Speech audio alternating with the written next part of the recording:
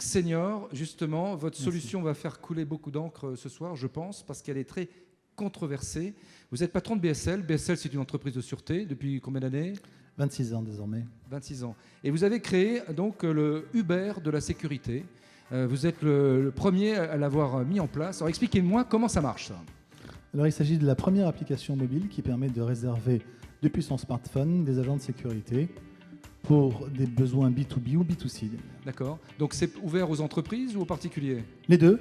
Oui. Vous pouvez vous enregistrer en tant que particulier ou en tant qu'entreprise et réserver, aussi bien que vous le faites pour tout ce que nous pouvons faire maintenant par notre mobile, des agents de sécurité, une équipe d'agents de sécurité, un responsable même d'événements et toutes les fonctions dont on a l'habitude de se servir dans les cadres d'opérations de sûreté. Comment vous êtes sûr que ces agents de sécurité, qui sont auto-entrepreneurs, je suppose, ont leurs cartes, sont en règle ? Tous nos agents de sécurité sont salariés. Et uniquement salariés, il n'y a aucun auto-entrepreneur parmi le dashboard qui les compose. Ils ont tous été audités tels que nous le faisons lorsque nous recrutons nos agents. Ils sont passés au crible, les cartes professionnelles sont vérifiées, les CV, les expériences, et ensuite ils permettent un accès à notre fichier de potentiels candidats pour effectuer des missions. Alors Alain Juillet, Claude Tarlet, là, est-ce que ça ne va pas un peu révolutionner le monde de la sécurité là aujourd'hui ? Parce qu'il va court-circuiter un peu les entreprises de sûreté humaine en faisant ça, non ? Non, d'abord, c'est effectivement une nouveauté. Oui. À partir du moment où c'est une nouveauté, c'est intéressant et on va voir comment elle va prendre, comment elle va se développer. Mais ce qui est intéressant surtout derrière cette nouveauté, comme derrière toutes celles que nous voyons, c'est que chacun doit se poser la question de savoir comment va être l'avenir. Parce que l'avenir est en train de changer à travers tous les outils qui sont mis à notre disposition. On parlait tout à l'heure, on a vu les sites événementiels.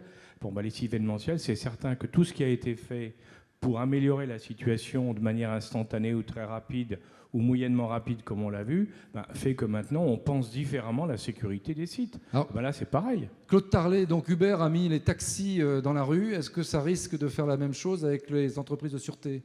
Non, je crois que c'est plus compliqué que cela. C'est un business model qui apparaît dans la société, qui correspond à une évolution de notre culture, de nos mentalités, de nos pratiques, y compris dans la vie quotidienne.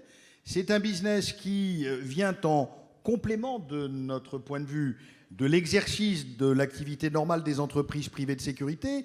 Ce business model peut en effet faire couler de l'encre ou créer de la polémique s'il ne répond pas dans le même temps à un certain nombre de critères qui sont par ailleurs exigés de tous les autres opérateurs de sécurité privée. D'accord.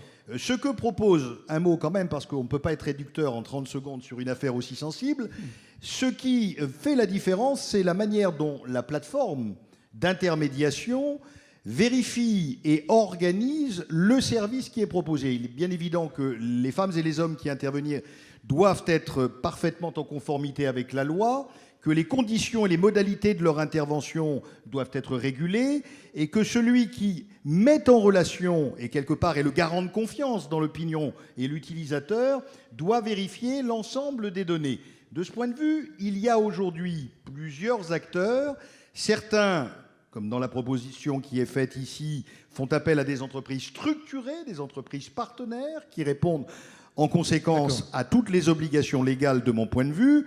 D'autres, malheureusement, font appel à un public beaucoup plus diffus, dont le statut n'est peut-être pas toujours bien identifié et qui peut être une source de difficulté. Allez, Patrick Espagnol et Patrick Haas. Allez, le premier. Non, moi, je voudrais simplement rappeler une chose, c'est que... Tu étais pour, toi, sa l'ubérisation de la sécurité ? Moi, je voudrais simplement rappeler, là encore, nous sommes clients, nous sommes consommateurs. Nous voulons une entreprise qui nous fournit le produit que nous demandons. Je veux simplement rappeler qu'aujourd'hui, il y a une foultitude de sociétés de sécurité sur le marché, que nous commençons à faire des sélections. N'oubliez pas que, notamment, les opérateurs d'importance vitale sont tenus à une obligation de démonstration par rapport à l'État. Il faut que l'entreprise avec laquelle nous co-contractons soit un élément majeur de notre démonstration. Donc moi, je ne choisis pas le modèle, je choisis le produit qu'on me livre. Et là encore, il faudra qu'il soit efficace et fiable. Patrick Haas. Oui, moi, à mon sens, l'ubérisation de la sécurité est inéluctable. Ouais.